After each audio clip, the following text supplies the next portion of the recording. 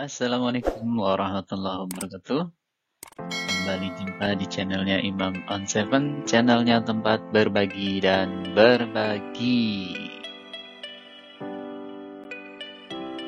Oke, pada kesempatan kali ini kita akan memasuki pembelajaran tema 2 persatuan dalam perbedaan subtema yang ketiga. Bersatu kita teguh. Di pembelajaran yang pertama, kita punya 3 muatan pembelajaran, yaitu ilmu pengetahuan alam, ilmu pengetahuan sosial, dan bahasa Indonesia. Untuk kegiatan pembelajaran hari ini, kita akan menemukan informasi penting dari teks dengan menggunakan aspek apa, di mana, kapan, siapa, mengapa, dan bagaimana, dan menuliskannya pada peta pikiran. Mengembangkan informasi dengan menggunakan kata baku dan kalimat efektif. Kemudian menuliskan manfaat hewan dan tumbuhan terkait habitatnya, serta menemukan manfaat proklamasi kemerdekaan terkait kesejahteraan rakyat. Siapkan buku tema 2 halaman 99-107, dan jangan lupa buku catatannya untuk mencatat informasi penting yang ada selama video pembelajaran ini. Persatuan akan memperkuat tekad sehingga menghasilkan tujuan yang ingin dicapai. Hari ini kamu akan belajar tentang persatuan yang membuahkan hasil sesuai harapan. Menjaga persatuan dan kesatuan bangsa merupakan kewajiban seluruh rakyat Indonesia karena negara kita terdiri dari berbagai suku, agama, dan ras. Sebagai pelajar, kamu dapat bersatu dalam diskusi saat belajar di dalam kelas. Persatuan yang memperteguh tekad dalam mencapai tujuan telah dicontohkan oleh para pejuang. Proklamasi Indonesia sebagai tonggak kemerdekaan Indonesia merupakan wujud dari persatuan bangsa Indonesia. Kemerdekaan Indonesia dicapai setelah melalui perjalanan panjang para pejuang bangsa melawan penjajah. Persatuan yang kuat memperteguh tekad mereka untuk mewujudkan negara yang berdaulat, adil, dan makmur. Keteguhan hati dalam mewujudkan persatuan dapat dicontoh dari seorang pemuda di masa proklamasi kemerdekaan.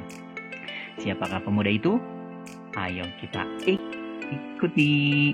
Nah, kalian pasti pernah melihat teks proklamasi. Ini adalah teks proklamasi asli tulisan tangan dari Bung Karno. Kemudian disalin atau diketik ulang oleh Sayuti Melik. Dan ini adalah Burhanuddin Muhammadiyah. Siapakah beliau? Mari kita ikuti cerita atau kisah selengkapnya. BM Dia dan naskah asli proklamasi. Teks proklamasi awalnya ditulis tangan oleh Soekarno, kemudian diketik oleh Sayuti Melik agar terlihat rapi. Teks asli tersebut kemudian dibuang ke tempat sampah. Salah seorang pemuda yang ikut hadir pada persiapan proklamasi kemerdekaan adalah BM Dia. Ia mengambil naskah asli dari tong sampah dan disimpannya. Ia menilai bahwa teks tersebut memiliki sejarah tinggi. Naskah asli yang disimpan BM Dia selama 46 tahun 9 bulan 19 hari kemudian dikembalikan kepada bangsa Indonesia. Dia membawa naskah asli proklamasi kemerdekaan Republik Indonesia pada Selasa pagi 19 Mei 1992 pukul 10.30 dan menyerahkannya melalui Presiden Soeharto. Naskah itu kemudian disimpan oleh Arsip Nasional atas anjuran Soeharto. Keputusan BM Dia untuk menyimpan naskah asli sangat tepat. Seluruh bangsa Indonesia sampai sekarang dapat menikmati naskah asli proklamasi dan belajar banyak dari kejadian saat itu. Oke, coba kita amati kembali kata-kata yang terdapat pada teks BM Dia dan naskah asli proklamasi tersebut. Apakah kata-katanya termasuk kata baku?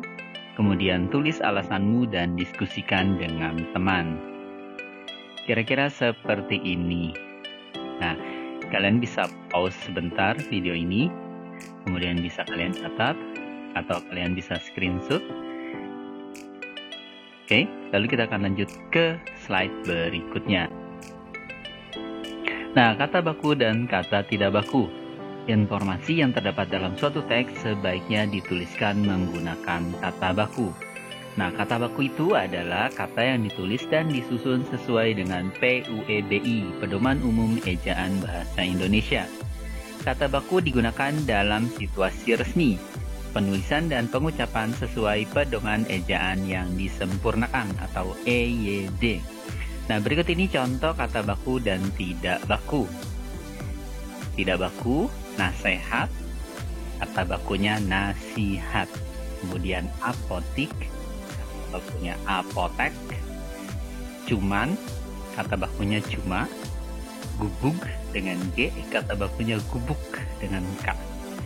Kemudian jadwal, kata bakunya jadwal.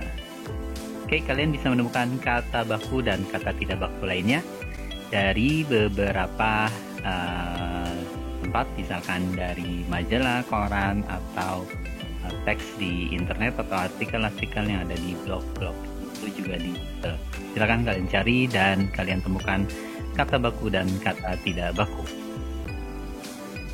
Nah, dengan menggunakan buku EYD, ejaan yang disempurnakan, kita diminta untuk menentukan apakah kata-kata yang terdapat pada bacaan adalah kata baku. Lalu, bagaimana penjelasannya? Nah, kira-kira seperti ini penjelasan dan kata baku yang terdapat pada teks BM Dia.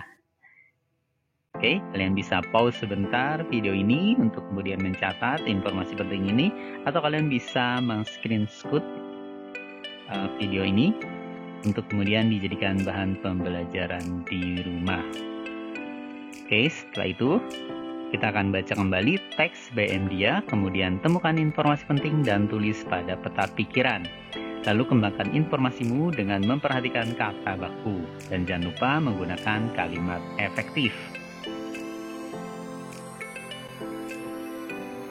Nah, kita akan membuat peta pikiran berdasarkan teks BM Dia dan naskah asli proklamasi dengan menggunakan kata apa, mengapa, siapa, bagaimana, kapan, dan di mana. Silakan pause atau screenshot video ini, kemudian catat di buku catatannya untuk bahan pembelajaran di rumah. Oke. Bacakan tulisanmu di depan kelompokmu, kemudian minta mereka untuk memperhatikan kata baku dan kalimat efektifnya. Catatlah masukan dari teman dan gurumu, perbaiki tulisanmu apabila diperlukan.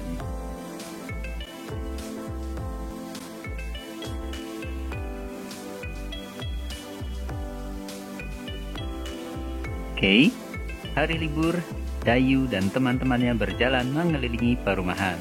Mereka melihat sekelompok orang sedang menanam pohon di lingkungannya. Banyak tanaman yang harus mereka tanam dalam waktu singkat.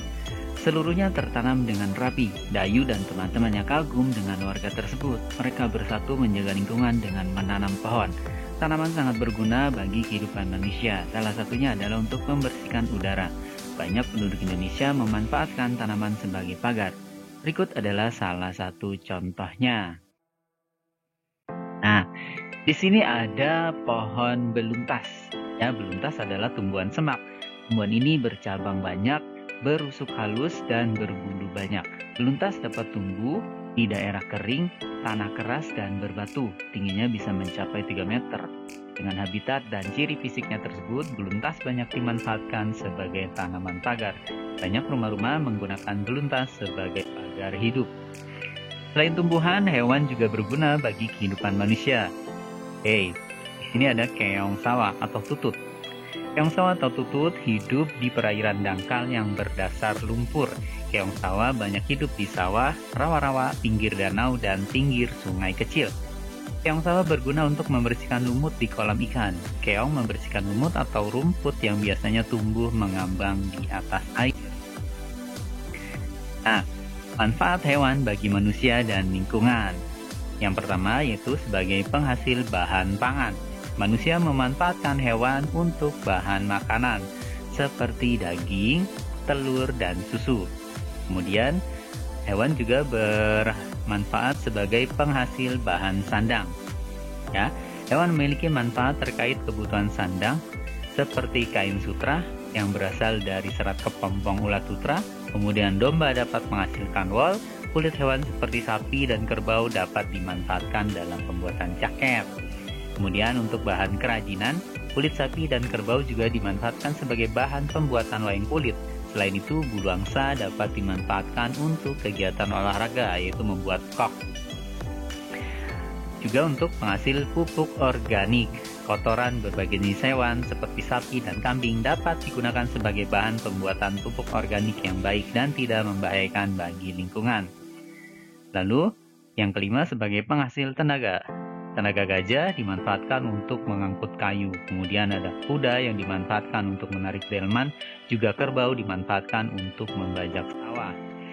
Nah, selanjutnya manfaat tumbuhan bagi manusia dan lingkungan. Yang pertama sebagai bahan makanan, tumbuhan dapat dimanfaatkan batang, daun, bunga, buah, dan bijinya untuk makanan. Kemudian sebagai bahan sandang atau pakaian, serat kapas dimanfaatkan untuk pembuat kain katun. Kemudian sebagai bahan bangunan, kayu dari pohon jati, pohon kelapa, dan pohon meranti juga pohon yang lainnya digunakan untuk bahan-bahan bangunan. Kemudian bahan obat, jahe misalnya untuk mengobati batuk, kemudian kumis kucing untuk mengobati ginjal, daun jambu biji untuk mengobati diari, dan lain sebagainya. Kemudian untuk bahan baku industri, contohnya ada getah karet bisa digunakan untuk pembuatan ban, getah pinus untuk industri cat, kemudian kayu pinus digunakan untuk industri kertas, kemudian buah kelapa sawit dimanfaatkan sebagai bahan dalam industri minyak goreng. Yang keenam, bahan pewarna alami. Tanaman dapat digunakan sebagai pewarna antara lain sawi dan pandan untuk warna hijau, kemudian wortel pewarna jingga, dan kunyit sebagai pewarna kuning. Yang ketujuh, untuk menjaga kualitas air. Misalnya tanaman bakau menjadi penyaring alami dari air laut menjadi air tawar. Nah, kemudian di buku paket halaman 105 kamu diminta untuk menuliskan manfaat hewan dan tumbuhan bagi kehidupan manusia. Kira-kira seperti ini bentuk tabelnya, ya. Ada ayam, sapi, kuda, kucing, daun sambiloto, kemudian pohon jati, kemudian pohon padi, dan pohon pisang. Nah, habitat dan manfaatnya silakan kalian bisa baca sendiri. Bisa kalian pause dulu video ini, kemudian kalian catat di buku catatannya masing-masing, atau kalian bisa screenshot untuk pembelajaran berikutnya. Masih di buku paket tema 2 halaman 105. Setelah kita membuat tabel tadi, kemudian kita diminta untuk menuliskan informasi pada tabel dalam bentuk tulisan. Nah, kira-kira seperti ini. Tumbuhan dan hewan memiliki banyak manfaat bagi manusia dan lingkungan. Misalnya ayam merupakan sumber protein, bahan konsumsi makanan. Kemudian kuda sebagai pembantu alat transportasi. Tumbuhan sambiloto digunakan untuk menekan sel kanker dan menjaga fungsi hati. Selain itu juga sebagai obat tuberkulosis. Buah pisang mengandung vitamin C. Bunga jantung dan batangnya bisa dikonsumsi makhluk hidup dan digunakan sebagai bahan obat.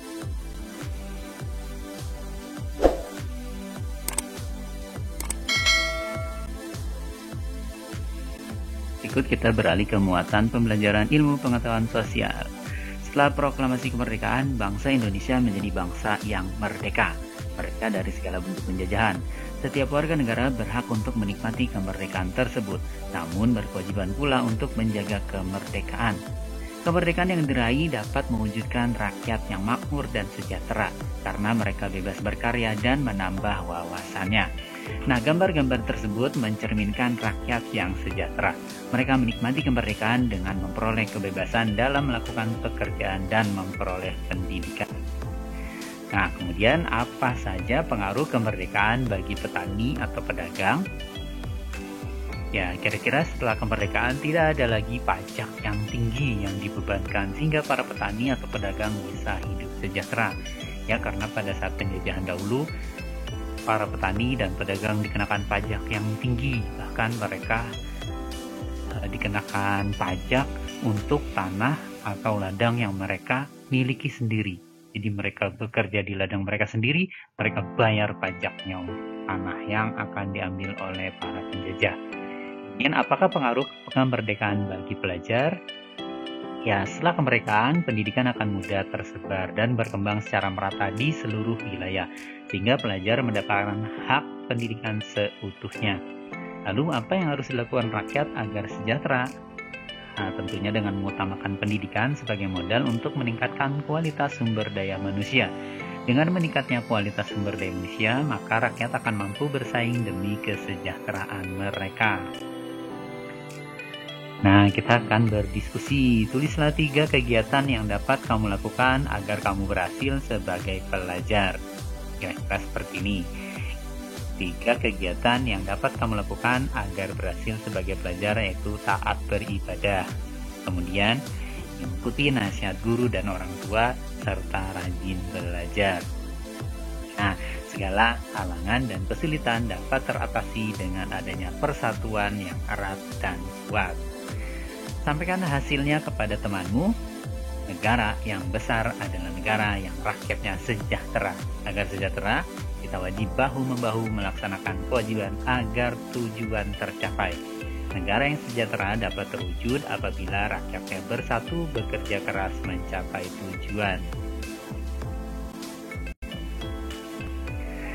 Nah, untuk kesimpulan hari ini, kita sudah belajar kata baku. Kata baku adalah kata yang ditulis dan disusun sesuai dengan PUEBI. Kemudian informasi yang terdapat dalam suatu teks sebaiknya dituliskan menggunakan kata baku. Nah, kata baku digunakan dalam situasi resmi, penulisannya dan pengucapannya sesuai pedoman ejaan yang disempurnakan. Kemudian manfaat hewan bagi manusia dan lingkungan, juga manfaat tumbuhan bagi manusia dan lingkungan. Dan setelah proklamasi kemerdekaan, bangsa Indonesia menjadi bangsa yang merdeka dari segala bentuk penjajahan. Setiap warga negara berhak untuk menikmati kemerdekaan tersebut, namun berkewajiban pula untuk menjaga kemerdekaan. Sebagai penutup pembelajaran hari ini, silakan kalian mengerjakan latihan soal yang ada di buku paket halaman berikut. Atau kalian juga bisa mengerjakan latihan soal online pada link yang disertakan di deskripsi video ini. Dan jangan lupa like, subscribe, dan share video ini kepada teman-teman kalian agar kalian tidak tertinggal video pembelajaran berikutnya. Terima kasih, tetap semangat, jaga prokes kesehatan, dan diakhiri, Assalamualaikum warahmatullahi wabarakatuh.